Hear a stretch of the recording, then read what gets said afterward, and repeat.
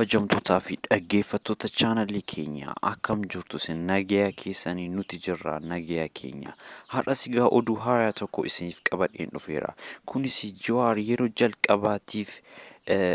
qaamaan mul'atee jira innis daraartuun tulluun baga nagaan dhufte jechuudhaan habaaboo miidhagaa qabattee isa simattee jirti mana isaa himte viidiyoo kana isiniif qabadhee dhufeen jira hamma dhumaatti akka nu hordoftan kabajaan isinan gaafadhaa amma gara viidiyootti gala jechuudha.